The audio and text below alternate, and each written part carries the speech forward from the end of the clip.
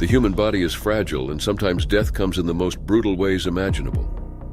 Few things are as disturbing as a life ending through complete separation of the head from the body. When it happens, it is instant, leaving behind horror and disbelief.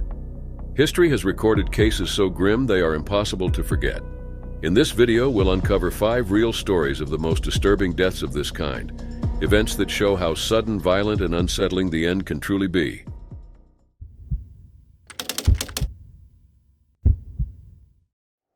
It was September 5, 2013 in Brooklyn, New York. At Calvert Vaux Park near Coney Island, a group of model aircraft enthusiasts had gathered. Among them was 19-year-old Roman Pirozek Jr. He wasn't just another flyer, he was known for his aggressive, daring flying style, while his father, Roman Sr., served as vice president of the Seaview Rotary Wings Club. That afternoon, Roman came with his father to perform more stunts. But what was supposed to be another flight would end in one of the most shocking accidents the hobby had ever seen. Roman's interest in helicopters began years earlier, introduced by his father. He soon devoted himself to stunts, often posting his flights online. His favorite machine was the Align T-Rex 700 NDFC, worth around $1,500. It weighed over 6 pounds with a blade span of 62 inches. Its carbon fiber rotor spun at more than 2,000 revolutions per minute, and under certain conditions, experts say the blades could reach up to 60 miles per hour and spin as fast as 4,000 revolutions per minute. This was far from a toy. It was a machine capable of serious harm if something went wrong. Roman had built an audience on YouTube, where he showcased risky tricks.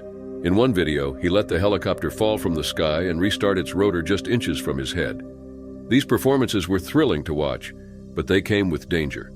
The closer the helicopter was to him, the higher the risk of a fatal mistake. On that September day, Roman launched his T-Rex into the air. Witnesses said he was performing a complex stunt when the helicopter suddenly went out of control. Some believe it was pilot error. Others think it may have been mechanical failure.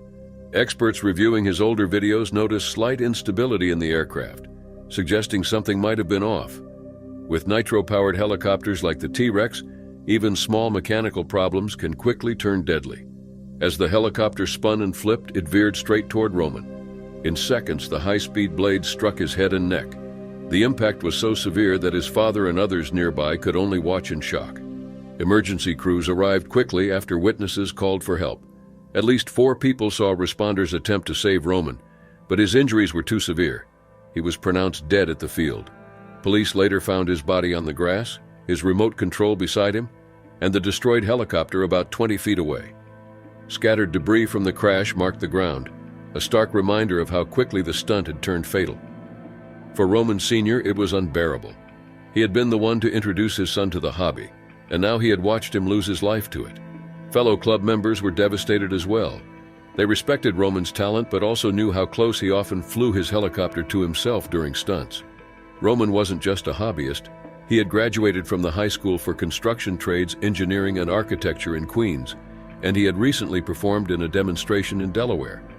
Friends described seeing him often in the neighborhood, flying with focus and determination.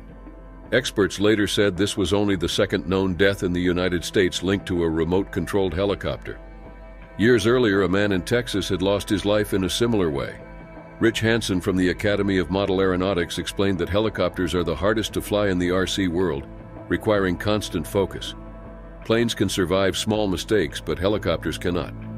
Roman's T-Rex 700 was one of the largest and most powerful models available. With its speed, weight, and size, it demanded total precision. RC expert Way Roberts reviewed Roman's videos and believed the accident may have been caused by a mechanical issue rather than a mistake. Still, the result was the same. Roman lost control and the helicopter became lethal. News helicopters later showed detectives at the scene, the wrecked machine lying in the grass about 20 feet from Roman's body. Photos spread quickly, shocking the public.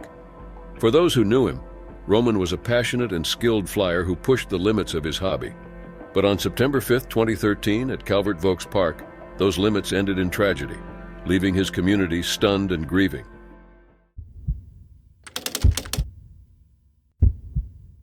It was August 16, 2003, in Houston, Texas. At Christus St. Joseph Hospital, the day started like any other.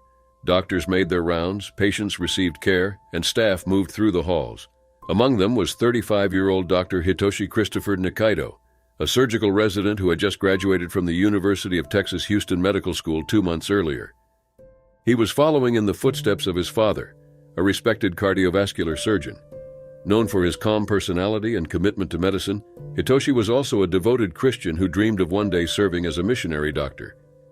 But that afternoon, an accident inside the hospital would claim his life in a way so disturbing it left colleagues shaken and the medical community in disbelief. Hitoshi was about to use elevator 14 on the second floor. As he stepped in, the doors suddenly closed, trapping his shoulders. Before he could move, the elevator rose. In seconds, his head became stuck, and the lift caused fatal injuries. Another hospital worker was stepping in at the same time. She was forced to witness the event and then found herself trapped inside the elevator with his body for nearly 20 minutes. Firefighters eventually freed her, but she was treated in the emergency room for shock. News spread quickly, and investigators arrived. Maintenance crews had worked on that same elevator earlier in the week.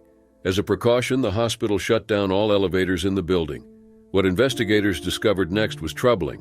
Ron Steele, chief elevator inspector with the Texas Department of Licensing and Regulation, found that the accident was caused by a misplaced wire. Normally, only one wire should connect to a controller stud in the elevator system, leaving space for sensors to detect obstructions. But in this case, 2 wires were connected. That mistake prevented the safety sensors from working, trapping Dr. Nikaido when the doors closed. This wiring error alone would have been enough to cause the tragedy. But it was not the only issue. Investigators uncovered at least 22 code violations tied to elevator 14. Even worse, the elevator was already a month overdue for its annual inspection. What emerged was a picture of poor maintenance and ignored safety standards. The larger issue is that elevators, though considered safe, can still be dangerous when neglected. Data from the U.S. Bureau of Labor Statistics and the Consumer Product Safety Commission shows that elevators and escalators are linked to about 30 deaths and 17,100 injuries every year in the United States. Statistically, accidents are rare, about 1 in 12 million rides, but when they do happen, the results can be catastrophic. For Hitoshi, the odds didn't matter. Born on April 27, 1968, in Tokyo, Japan, he grew up in Connecticut after his family moved to the United States. He worked hard, eventually graduating from medical school in June 2003.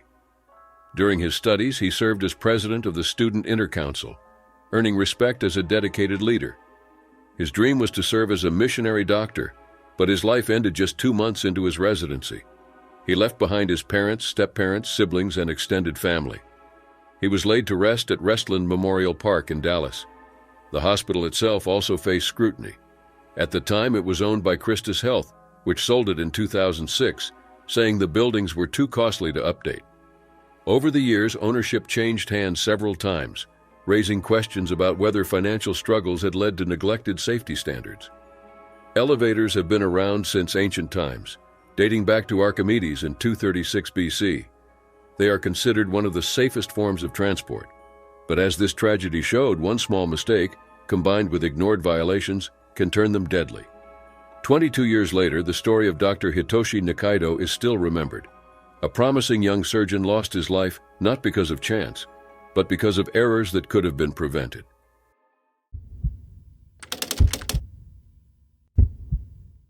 It was the night of August 11, 2025 in Mount Waverly, a quiet suburb of Melbourne. Inside a small home on Adrian Crescent, 39-year-old Athena Georgopoulos and her partner, 50-year-old Andrew Gunn, were spending the evening together. Athena was 5 months pregnant with a baby girl, something she never thought would happen at her age. For her and Andrew, this was the start of a new chapter. But that hope ended suddenly in one of the most shocking cases the city had seen in years. Around 9 p.m., neighbors reported loud arguments, shouting, and constant barking from the couple's dogs. One neighbor found it disruptive enough to call police for a welfare check. Minutes later, another call came in, this time urgent. When officers arrived, they found a disturbing scene inside the home. Athena and Andrew were both dead. Andrew's body showed signs of extreme savagery, while Athena had also lost her life under brutal circumstances. Outside, spray painted across the walls and fence, were cryptic messages. Karma is not a menu, enough is enough, betrayal, inevitable, and vegan slogans. Mixed with these were taunts like, "You are gay." Painted in bright yellow, green, and black, the words appeared intended as a message, though whether they explained the attack or were meant to confuse police was unclear. The suspect was identified as 34-year-old Ross Judd. He was arrested about 4 hours later at Westall train station, 6 kilometers from the scene. Witnesses said he had 2 German shepherds with him when police arrived. Video showed him kneeling on the platform in a blood-stained shirt before being taken into custody. Investigators quickly learned Judd was not a stranger to Athena and Andrew. Police believed he had visited their home before and likely had a personal connection to at least one of them. Inspector Dean Thomas of the Homicide Squad confirmed the attack was targeted and not random. One theory suggested a dispute over dogs. Andrew had a German shepherd named Dragon, while Judd often walked with 2 of the same breed. Neighbors had reported nonstop barking before the incident, pointing to a possible confrontation. Others speculated about substance use, but nothing conclusive was released. The discovery left neighbors traumatized. One man who came across the scene, Ben Scott Sandvik, said no one should have to see what he saw, describing the emotional toll it left on him and the community. Another neighbor, Dimmy, who had known Athena's family since childhood, described her as kind and caring. She said Athena had been devoted to her mother, Petty, who struggles with health issues. Petty later posted a message online in Greek, "I will not cease to always love you, until we meet again, my daughter, in the angel's light." In court, prosecutors described the investigation as complex, with significant DNA evidence under review and autopsies delayed due to Athena's pregnancy. Detectives also examined CCTV footage and devices to better understand Judd's connection to the couple. When Judd appeared in Melbourne Magistrates Court, he did not apply for bail. Reports noted he winked at a sketch artist and smiled at the press, behavior that unsettled many. His defense requested medical care while in custody. His next hearing was scheduled for January 13, 2026 by video link. Police did not release the weapon used, only confirming it was not a firearm. They also examined whether the graffiti was Judd's work. The words, karma, betrayal, and inevitable, hinted at a possible grudge. Athena's aunt, Patty Dilveritis, said her niece had long wanted a child and was thrilled about her pregnancy. She was so looking forward to having a baby, she explained. The killings shocked Mount Waverly, a suburb once known for peace and safety. Residents admitted they no longer felt secure, while detectives remained at the scene for days collecting evidence. Even with Judd in custody, the motive remained unclear. Was it a fight over dogs? Was it tied to personal issues? Or something else entirely? The investigation continues, but what is certain is that a couple preparing for a new life together was suddenly gone, and with them, the future they had been waiting for.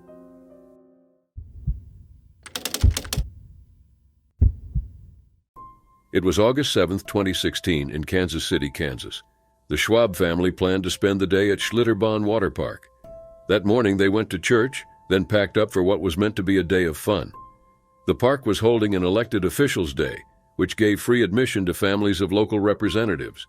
Scott Schwab, a Kansas House representative, brought his wife Michelle and their 4 sons. But by the end of the day, their lives would change forever. 10-year-old Caleb Schwab was the second oldest of the brothers. He was outgoing, loved baseball, and played for his team, the Mudcats. His parents often called him their joy. On that August day, Caleb was focused on one thing, the park's most famous ride, the Verrückt. The Verrückt, meaning insane in German, wasn't just any water slide. At 168 feet and 7 inches, it was taller than Niagara Falls and advertised as the tallest water slide in the world. Riders climbed 264 stairs, boarded a 3-person raft, then dropped at speeds near 70 miles per hour. After the first plunge, the raft shot up a second hill before descending toward the pool. The ride promised thrills, but hidden flaws made it dangerous. The moment they entered the park, Caleb and his 12-year-old brother Nathan ran to the Verrückt. Scott reminded them, "Brothers stick together." Caleb smiled and replied, "I know, Dad." Those words would be the last Scott heard from his son. At the top, attendants split the boys to balance raft weights. Nathan rode first and reached the bottom safely. He waited for Caleb. Moments later, Caleb boarded a raft with 2 sisters visiting the park. He sat in the front while they sat behind him. As the raft dropped, it gained speed and launched off the second hill. Caleb was thrown upward into the overhead safety netting, striking a metal bar. The impact was instant. The 2 sisters survived but were badly injured, one with a broken jaw and the other with facial fractures. Witnesses described screams, blood on the slide, and a loud cracking noise. Nathan, still waiting, saw what happened and ran to his parents, yelling, "He flew from the Verrückt!" Staff kept Scott and Michelle back, One worker told Michelle, "Trust me, you don't want to go any further." Scott demanded answers until a staff member confirmed Caleb had passed away. The park shut down for 3 days and the viaduct never reopened. Investigators discovered the ride had been built without engineering expertise. Jeff Henry, co-owner of Schlitterbahn, and John Schooley designed it through trial and error. During early tests, rafts often went airborne. Instead of redesigning, they installed netting, a choice that directly led to Caleb's death. Documents showed the park knew about prior problems. At least 13 riders had already been hurt, suffering concussions, spinal injuries, and facial wounds. Staff admitted they believed it was only a matter of time before a tragedy happened. Charges were filed against Henry, Schooley, and Operations Director Tyler Miles for negligence and covering up injuries. But in 2019, a judge dismissed the case, ruling Kansas had weak safety laws at the time, meaning technically no laws were broken. The Schwab family later reached a $20 million settlement with Schlitterbahn and others involved. Much of it funded a scholarship program called Can I Go Play, honoring Caleb's love for sports. Scott also pushed for new safety laws in Kansas, requiring annual inspections and mandatory reporting of injuries. Schlitterbahn confirmed viaduct would be dismantled. Scott and Michelle later shared their grief publicly. Scott said, 6 went to the park and 5 came back. Michelle said the hardest part was no longer hugging her son each morning. Faith and support from others helped them continue, but the pain remained. Caleb's death exposed failures in amusement ride safety and left a permanent impact on everyone who knew him.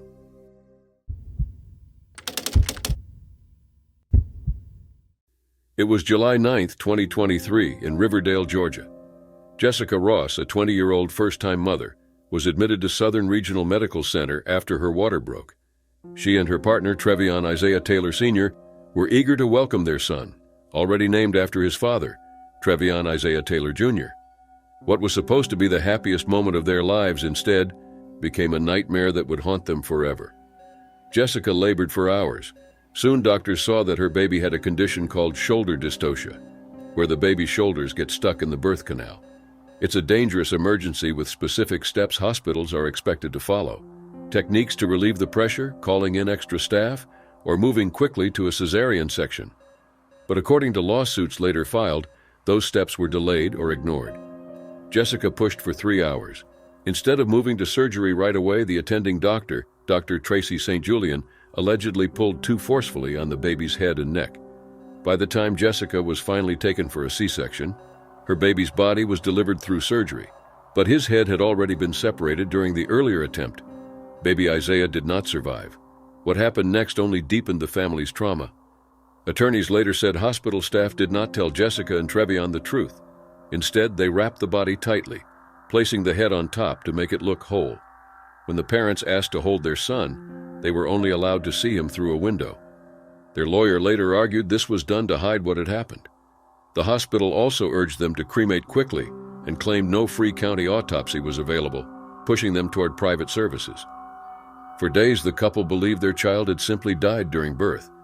But when a funeral home received the body, the director notified the Clayton County Medical Examiner. In February 2024, the medical examiner confirmed the cause of death, a broken neck and spinal cord injury. The manner of death was classified as homicide, not a criminal ruling, but a finding that another person's actions directly caused it. In August 2023, Jessica and Trevion sued Dr. St. Julian and Southern Regional Medical Center for negligence, improper delivery methods, and attempting to cover up what happened. Their attorney called the hospital's behavior diabolical, pointing to the alleged push for cremation and concealment of injuries. But their pain grew worse. Hoping for clarity, they hired private pathologist Dr. Jackson Gates, paying him $2,500 for an autopsy. Instead, they discovered he had posted photos and videos of their baby's examination on Instagram, where he had over 11,000 followers. The images included graphic medical details, shared without the family's consent. The couple was horrified. Even after lawyers demanded removal, Gates continued posting new videos. When asked by the press, he defended himself, saying federal privacy laws didn't apply, and that he had long shared autopsy cases online for education. In September 2023, Jessica and Trevion filed a second lawsuit, this time against Gates and his company, Medical Diagnostic Choices. They accused him of invasion of privacy, emotional harm, and fraud. The trial took place in March 2024.